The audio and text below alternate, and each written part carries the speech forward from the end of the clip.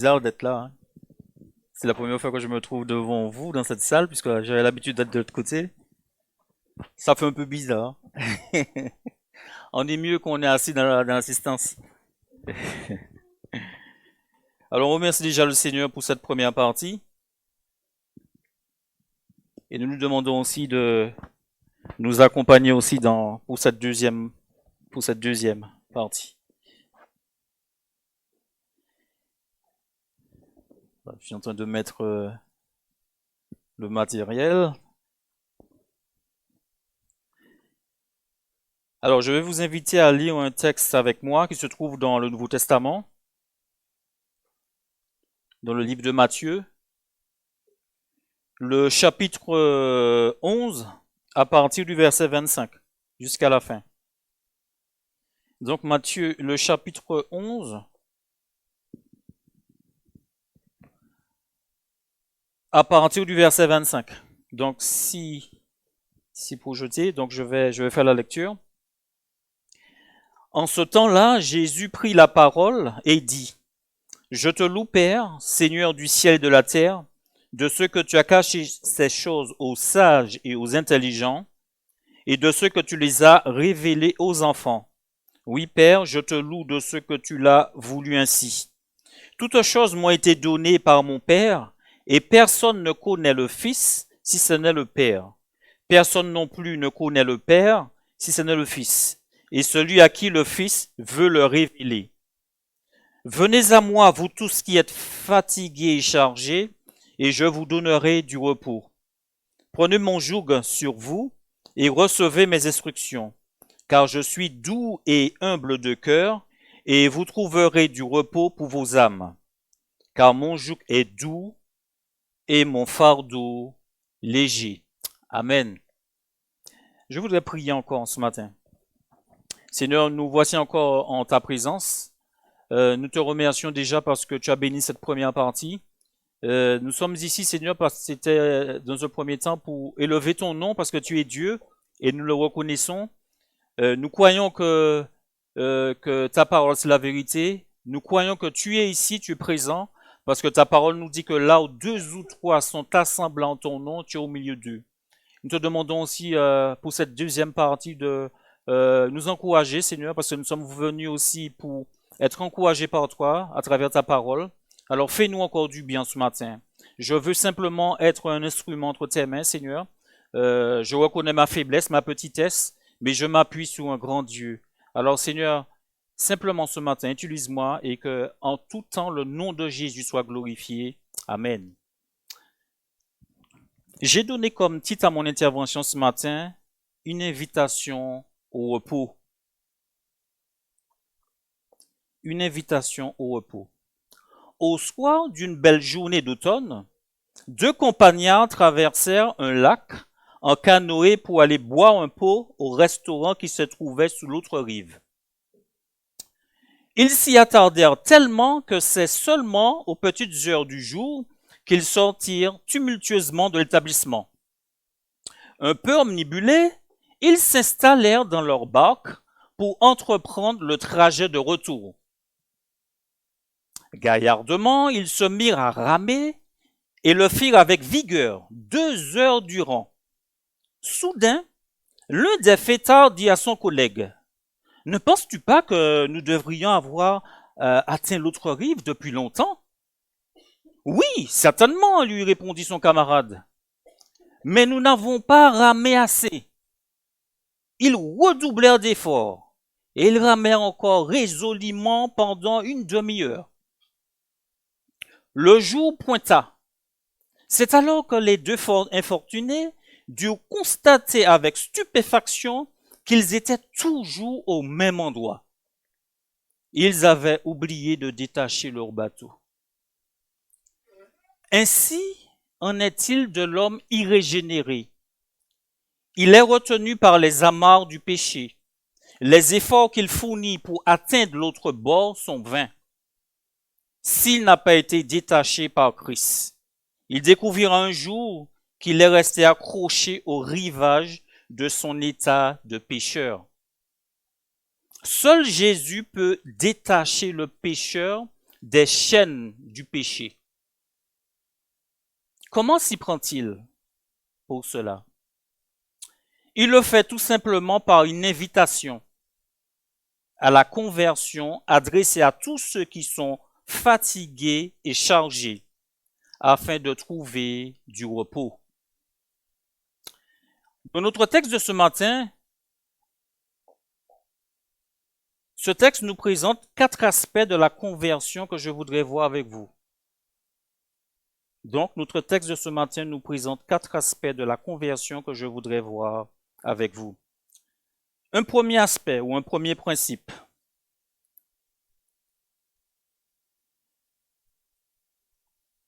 Premier principe de la conversion, nous devons reconnaître notre état devant Dieu. Nous devons reconnaître notre état devant Dieu. Ne pas être orgueilleux. Le verset 25 que nous avons lu, je le reprends. En ce jour-là, Jésus prit la parole et dit, « Je te loue, Père, Seigneur du ciel et de la terre, de ce que tu as caché ces choses aux sages et aux intelligents, et de ce que tu les as révélées aux enfants. » Tu as caché ces choses aux sages et aux intelligents. On peut se poser la question, mais qu'est-ce que cela veut dire? Qu'est-ce que Jésus voulait dire à travers cette phrase?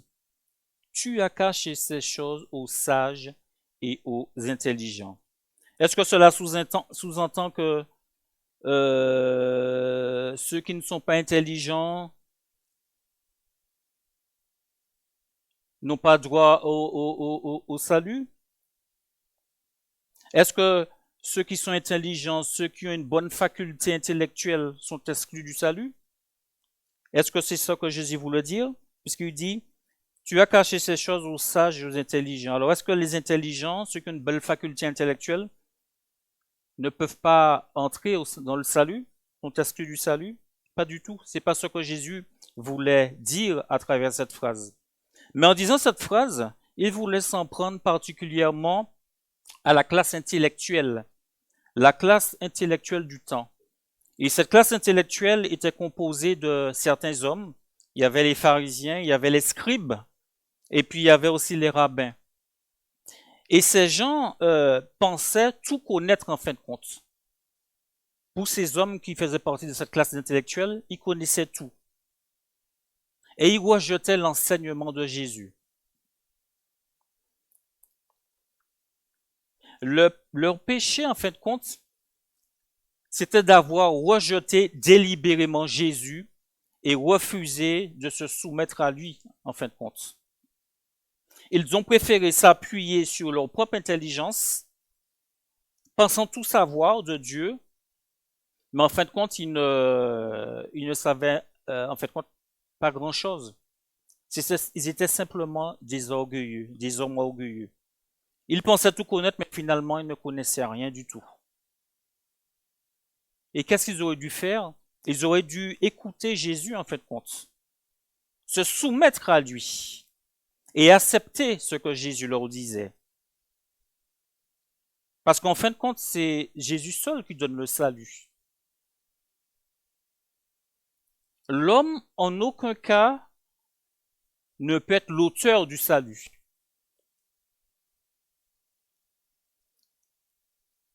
Si brillante que soit l'intelligence de l'homme, il ne peut concevoir les choses de Dieu. Il ne peut comprendre les choses de Dieu en lui-même. La sagesse humaine ne peut concevoir les choses de Dieu. Dans 1 Corinthiens, le chapitre 2, nous lisons ceci. 1 Corinthiens 2, le verset 9, nous dit ceci. Mais comme il est écrit, ce sont des choses que l'œil n'a point vues, que l'oreille n'a point entendues, et qui ne sont point montées dans le cœur de l'homme. Des choses que Dieu a préparées pour ceux qui l'aiment, Dieu nous les a révélées par l'Esprit. Ce verset nous montre que les choses de Dieu ne peuvent pas monter dans le cœur de l'homme. Mais c'est l'Esprit de Dieu qui révèle les choses. Les choses de Dieu ne peuvent pas monter dans le cœur de l'homme. Dieu nous les révèle par l'Esprit. Et cela amène à faire ce point, par exemple, sur la Bible. Beaucoup de personnes disent que la Bible a été écrite par des hommes. La Bible c'est des hommes qui l'ont écrite. Voilà que c'est pas la parole de Dieu. Mais la Bible nous dit que c'est poussé par le Saint-Esprit que des hommes ont parlé de la part de Dieu. Et on peut prendre l'exemple, j'aime bien les exemples, on peut prendre l'exemple d'une secrétaire qui va écrire un courrier, mais si c'est le directeur qui signe le courrier, on ne dira pas que le courrier vient de la secrétaire, on dira que le courrier vient du directeur. La Bible, c'est pareil, c'est poussé par le Saint-Esprit que des hommes ont pu écrire la Bible. Et ce verset nous montre que voilà, des choses de Dieu ne peuvent pas monter dans le cœur de l'homme, mais c'est l'Esprit de Dieu qui révèle les choses. Donc, ce premier point nous montre que, un premier principe dans la conversion, nous devons reconnaître notre état devant Dieu, ne pas être orgueilleux. Nous devons être humbles. Je reprends le premier verset qu'on a lu, le verset 25. En ce temps-là, Jésus prit la parole et dit, je te loue, Père, Seigneur du ciel et de la terre, de ce que tu as caché ces choses aux sages et aux intelligents, et de ce que tu les as révélées aux enfants. Donc nous devons être humbles. Nous devons reconnaître notre état devant Dieu et rester humbles. Tu as révélé ces choses aux enfants. À la différence des sages et intelligents, nous l'avons vu, hein, le sage et l'intelligent, c'est celui qui s'appuie sur lui-même. L'enfant, au contraire, lui, est dépendant. En règle générale, l'enfant se soumet à ses parents. Il est dépendant de ses parents. Et en fait, c'est cette attitude-là que Dieu attend de l'homme. Qu'il soit humble devant lui. Quand on lit un peu les Écritures, notamment dans le livre des Romains, le chapitre 3, l'apôtre Paul brosse un peu le tableau du monde dans lequel on se trouve. Et qu'est-ce qu'il dit? Il dit que toute l'humanité est sous l'empire du péché. Il dit aussi que ce soit les Juifs, que ce soit les Grecs, que ce soit les païens, il dit que tous sont pécheurs et éloignés de Dieu et malheureusement sont perdus. Et c'est ça que Dieu attend de l'homme, qu'il reconnaisse son état de pécheur devant lui, qu'il reconnaisse son échec.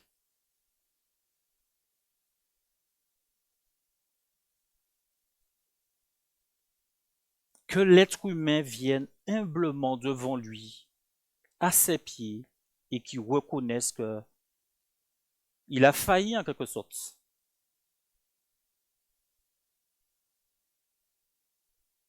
Je vous le dis en vérité, si vous ne vous convertissez pas et si vous ne devenez pas comme les petits enfants, vous n'entrerez point dans le royaume des cieux. Nous dit Matthieu 18, verset 3.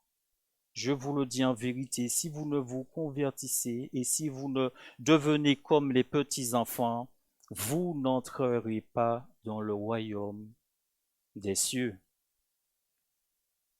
Ça, c'est le premier point pour la conversion. Nous devons reconnaître notre état devant Dieu, ne pas être orgueilleux, être humble devant ce Dieu-là. Un deuxième principe de la conversion. Nous devons nous fier à ce que Dieu déclare dans sa parole. Et qu'est-ce que Dieu déclare? Dieu s'est révélé à l'homme par Jésus-Christ. Dieu s'est révélé à l'homme par Jésus-Christ. Le verset 27 nous dit ceci. Toutes choses m'ont été données par mon Père, et personne ne connaît le Fils si ce n'est le Père, Personne non plus ne connaît le Père si ce n'est le Fils, et celui à qui le Fils veut le révéler. Et personne ne connaît le Fils si ce n'est le Père. Personne non plus ne connaît le Père si ce n'est le Fils, et celui à qui il veut le révéler. La nature de Dieu déjà nous dépasse. Notre Dieu est infini. Et nous avons insisté, ça a été dit ce matin, la grandeur de ce Dieu-là. Nous chantons, ô Dieu, tu es grand. La Bible nous parle de ce Dieu qui est tellement grand. La Bible nous dit qu'on ne peut sonder son intelligence. Déjà qu'on voit déjà dans ce qu'il a créé, cette terre, tout le système solaire, ces différentes planètes, on est pris de vertige. Dieu nous dépasse. On essaie de le comprendre, on essaie de saisir ce que la Bible nous dit. Mais toujours est-il qu'on n'arrive pas à cerner Dieu en fin de compte. Il est tellement grand, tellement au-dessus de nos facultés. La nature de Dieu nous dépasse. Il est infini. Et comment nous qui sommes des créatures finies, pouvons-nous comprendre ce Créateur infini? Et cela est impossible en fin de compte. Comment on peut comprendre ce Dieu-là? Et je lisais récemment dans la Bible un verset. Je vais le lire avec vous. C'est 1 Timothée 6, le verset 16. 1 Timothée 6, le verset 16 nous dit ceci. Qui seul possède l'immortalité, qui habite une lumière inaccessible que nul homme n'a vue, ne peut voir, à qui appartient l'honneur et la puissance éternelle. Amen. Ce Dieu qui seul possède l'immortalité. Et ce qui est intéressant, qui habite une lumière inaccessible que nul homme n'a vue ni ne peut voir, à qui appartient l'honneur et la puissance éternelle.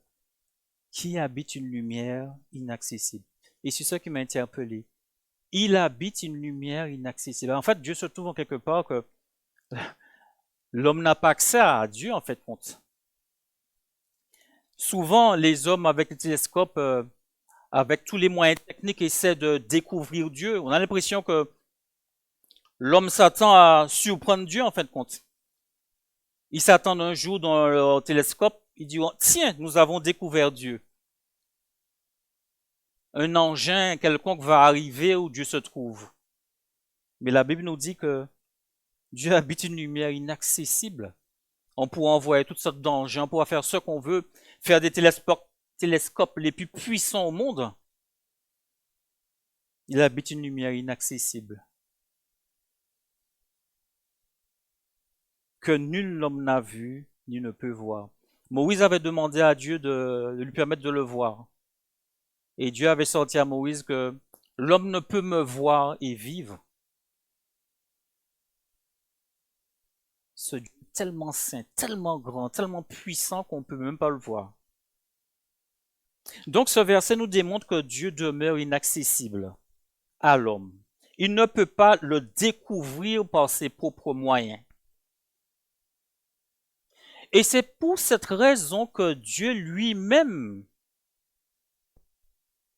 devait se révéler à l'homme, parce que l'homme ne pouvait pas aller à lui. C'est lui qui devait se révéler à l'homme. Et chose merveilleuse, c'est ce que Dieu a fait. Dieu s'est révélé à l'homme.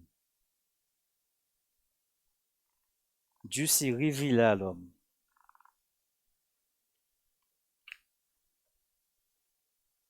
La Bible nous dit que lorsque les temps furent accomplis, Dieu a envoyé son Fils Jésus-Christ. lorsque le temps est venu, les temps ont été accomplis, Dieu a envoyé son Fils Jésus-Christ. La Bible nous dit que Jésus est né à Bethléem.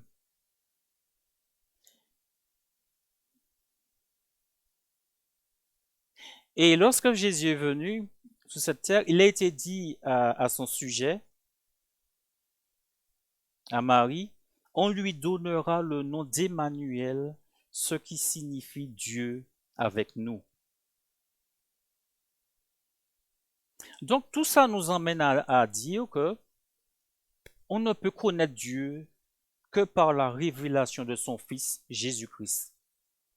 Il n'y a pas d'autre moyen de connaître Dieu. On ne peut connaître Dieu que par la révélation de son Fils Jésus-Christ. Ce grand Dieu, on ne peut pas aller vers lui, on ne peut pas le découvrir par nous-mêmes. C'est lui qui s'est révélé à l'homme par son Fils Jésus-Christ.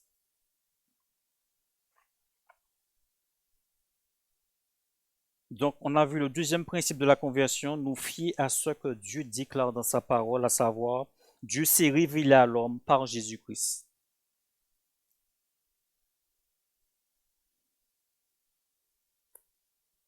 Nous pouvons dire aussi que nous devons nous fier à ce que dit la parole, et elle nous dit que toute autorité appartient à Jésus-Christ.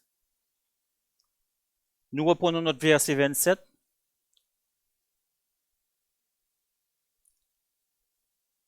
Toutes choses m'ont été données par mon Père. Toutes choses m'ont été données par mon Père. Toute autorité appartient à Jésus-Christ. Quelle puissance! Quelle autorité!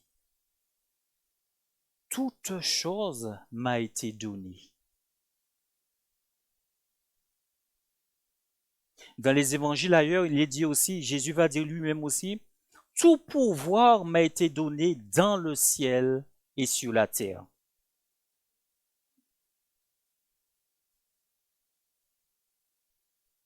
Jésus avait cette autorité sur toute la puissance des ténèbres.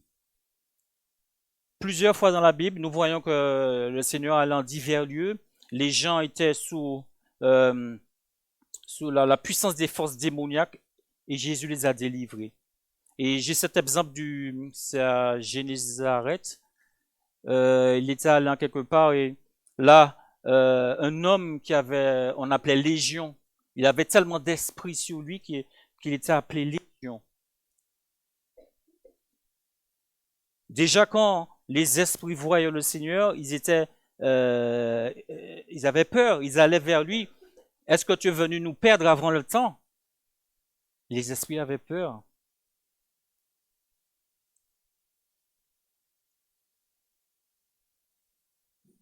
Jésus avait cette autorité sous toute la puissance des ténèbres. Lorsqu'il a été tenté dans le désert par le diable lui-même, il a dit au diable, retire-toi de moi, Satan. Et toutes les fois que notre Seigneur a été confronté aux esprits, il les a toujours chassés. Donc, il avait cette autorité sous la puissance des ténèbres. Jésus aussi avait une pleine autorité sur la maladie. Cette femme qui avait cette perte de sang, elle a simplement touché Jésus et cette perte de sang s'est arrêtée. Nombre de personnes qui étaient malades, ils sont allés vers Jésus. Il n'y en a pas une dont Jésus a dit, ah non, ta maladie est trop grave, je ne pourrais rien faire pour toi. Non, il les a tous guéris. Et ça nous montre l'autorité qu'il avait sur la maladie. Jésus avait même l'autorité sur la mort. Nous avons l'exemple de Lazare. C'est vrai que souvent, nous lisons vite les textes. Mais Lazare, ça faisait déjà 3 jours que Lazare était décédé. Vous vous rendez compte que le processus de putréfaction avait déjà commencé. Le processus de putréfaction avait déjà commencé. Lazare était déjà en train de... Son corps pourrissait déjà. 3 jours. Le texte nous dit que on a dit à Jésus, mais il sent déjà. Et Jésus va prononcer simplement un mot. Lazare, sors. Quelle puissance. Sors. Quelle autorité.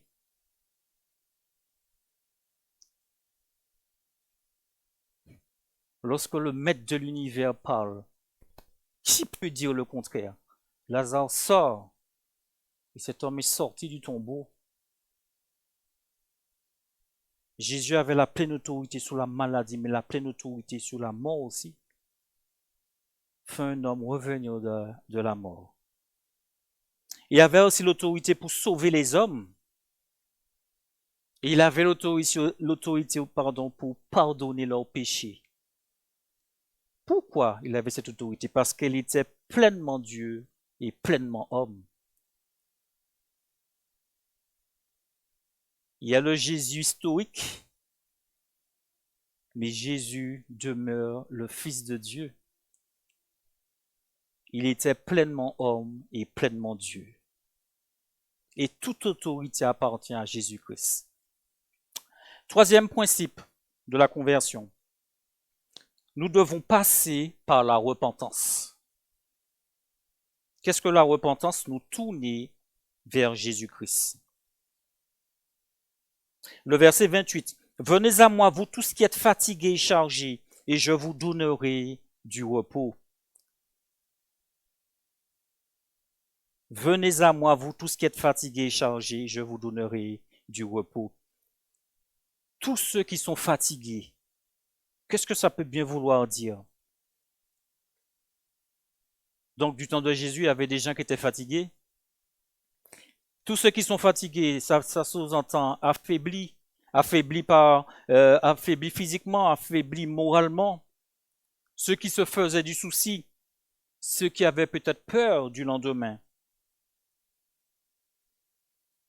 Ceux qui sont fatigués aussi, c'est tous ceux qui font des efforts excessifs, qui cherchent le salut, mais par eux-mêmes.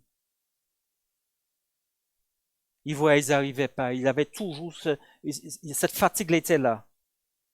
La Bible nous fait comprendre que toute tentative pour plaire à Dieu par nos propres moyens sont vouées à l'échec. Toute tentative pour se présenter devant Dieu par nous-mêmes, avec nos bonnes œuvres, ne sert à rien en fin de compte. Pourquoi? Parce que la Bible nous dit que notre propre justice est un vêtement souillé. Tout ce que nous pourrons faire de beau, de bien devant Dieu demeure un vêtement souillé. Parce que nous sommes sales en fin de compte. Vous allez me dire, oh Mathieu, tu nous manques de respect, tu dis que nous sommes sales. Nous sommes sales dans le sens que lorsque Adam et Ève ont péché dans le jardin, tous ses descendants, toute la race humaine a été plongée dans le péché. La Bible nous dit clairement que lorsque Adam et Ève ont péché, il y a un fossé, je dirais même pas un fossé, c'est un abîme qui a été établi entre Dieu et l'homme. Et malheureusement, de lui-même, l'homme ne peut pas retourner vers Dieu. C'est pas possible, nous dit la Bible. Toute tentative pour plaire à Dieu par nos propres moyens est vouée à l'échec. Parce que notre propre justice est un vêtement souillé devant lui. Venez à moi, vous tous qui êtes fatigués et chargés. Là, nous avons ce mot chargé. Qu'est-ce que ça veut dire être chargé? Qui ont sur le dos un lourd fardeau.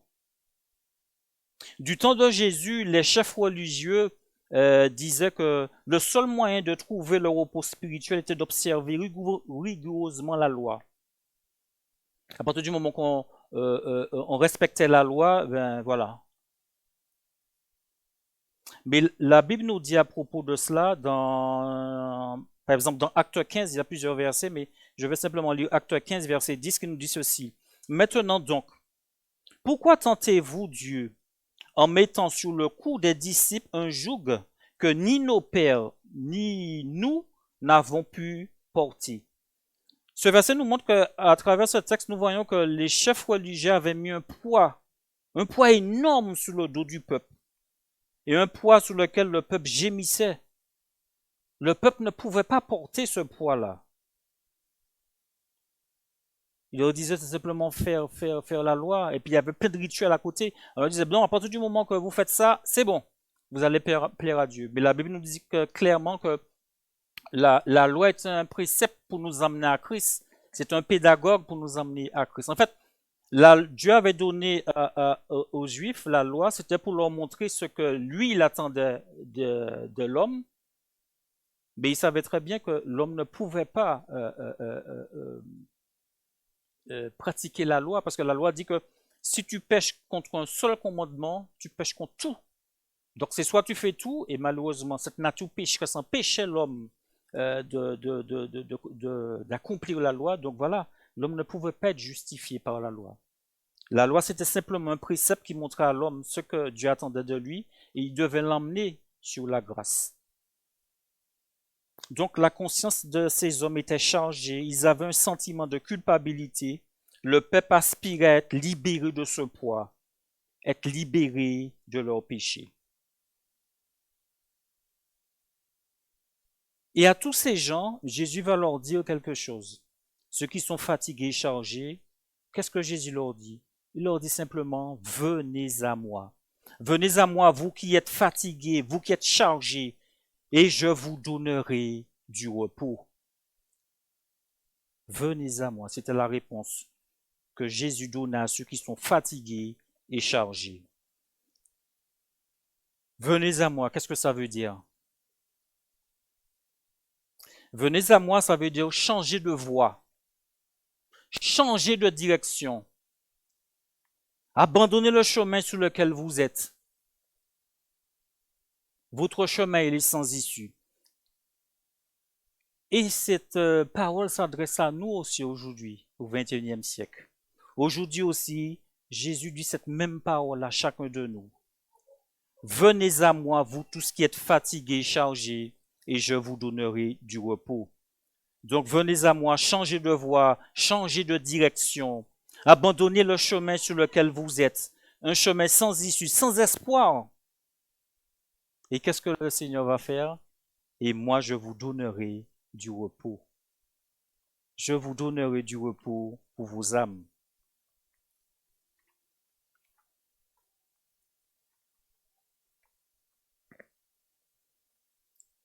Qu'est-ce que Dieu entendait par donner, Jésus entendait par donner du repos? Le repos qui est offert est un don. Il ne se mérite pas. Il est gratuit. Offert par notre Seigneur Jésus-Christ à tous ceux qui reconnaissent leur misère, à tous ceux qui reconnaissent leur petitesse, à ceux qui voient leur dépendance de ce grand Dieu. Jésus a pleinement accompli de la rédemption sur la croix du Calvaire. Et c'est pour cela qu'il peut donner du repos à tous ceux qui croient en lui. Tout à l'heure, j'ai pris cet exemple que lorsque l'homme a péché, il y a un abîme qui s'est dressé entre Dieu et l'homme. Mais lorsque Jésus est venu, il est mort sous cette croix, qu'est-ce qui s'est passé? Une passerelle a été installée entre Dieu et l'homme. Et cette passerelle s'appelle Jésus-Christ. C'est la croix de Jésus. Et maintenant, l'homme peut passer et il peut aller vers Dieu. Ce que lui ne pouvait pas faire, Jésus-Christ l'a fait. Notre frère Christian a parlé tout à l'heure d'Ésaïe 53. Ésaïe 53 nous montre ce que Jésus a subi. Je crois que c'est la fin du chapitre 52 qui nous dit que Jésus ne ressemblait même plus à un homme tant qu'il a pris des coups. Lorsque nous lisons les Écritures et nous voyons ce qui s'est passé, c'est terrible. Hein? C'est terrible comment Jésus a été malmené par l'homme pour nous donner le salut. J'aime bien prendre les exemples. Et l'exemple que j'aime, c'est pour l'homme, de par sa situation, c'est comme s'il était tombé dans un puits rempli de boue. Et il est dans ce puits jusqu'aux épaules. Bien entendu, il ne peut pas monter sous les parois du puits parce que ça glisse. Et en fin de compte, le secours ne peut venir que de l'extérieur. Et c'est ça la situation de l'homme. L'homme ne peut pas se sauver lui-même parce qu'il est dans ce puits et il ne peut pas s'en sortir. Il faut que le secours lui vienne de l'extérieur. Et c'est ça la situation de l'homme. Il faut qu'il prenne cette corde que Dieu lui tend. Et cette corde, c'est Jésus-Christ qui lui tend cette corde. Parce que c'est Jésus qui peut l'enlever de ce bourbier pour le mettre en sécurité à côté. Quatrième principe et dernier principe, nous devons nous soumettre à Jésus, recevoir ses instructions. Le verset 28, prenez mon joug sur vous et recevez mes instructions. Car je suis doux et humble de cœur, vous trouverez du repos pour vos âmes. Prenez mon joug sur vous. Le verset 30 nous dit, car mon joug est doux et mon fardeau léger. Le joug, c'était une pièce de bois que l'on mettait pour atteler les bœufs afin de mieux les diriger. Lorsque nous parlons de joug, ça nous parle aussi de soumission.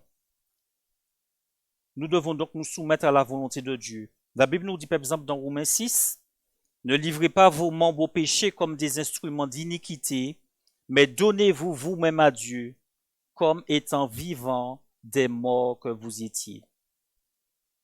Le joug aussi nous parle aussi d'obéissance. L'animal qui avait cette pièce de bois sur le cou, le fermier pouvait le diriger à sa guise.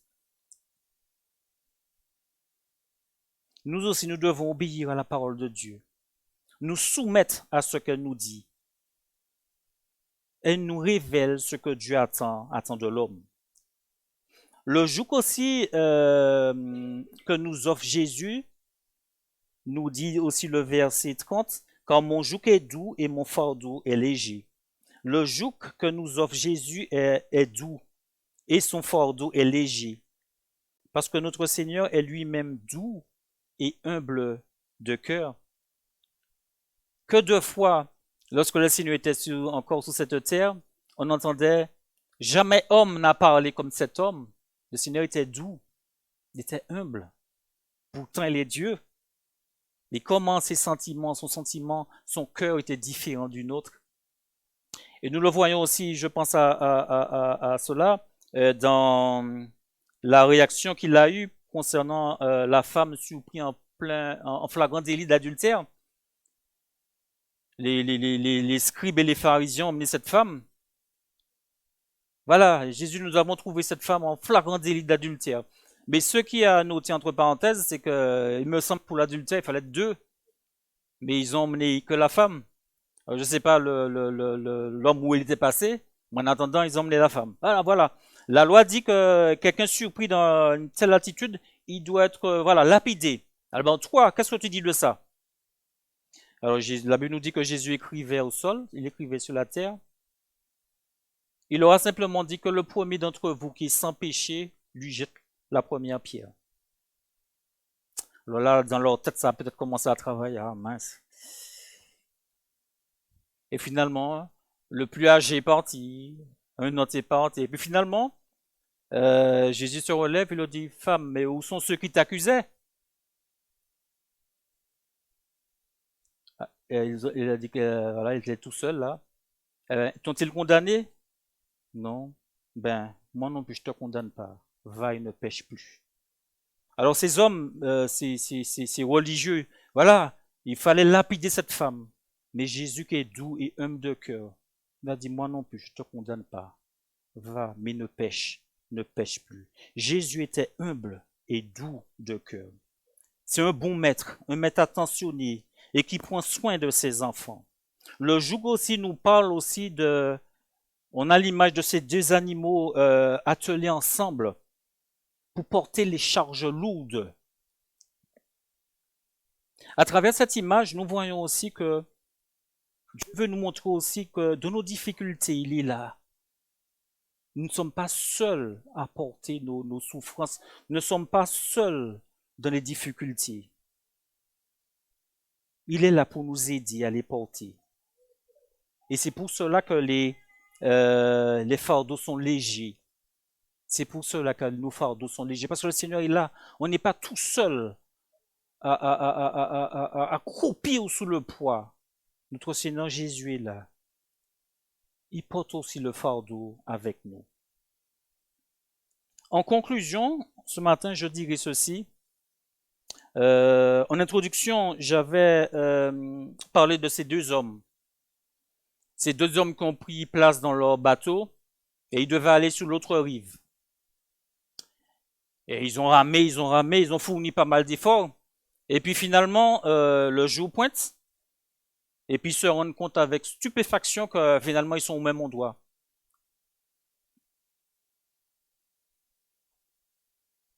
Mais si nous prenons cet exemple et nous le transposons dans le domaine spirituel,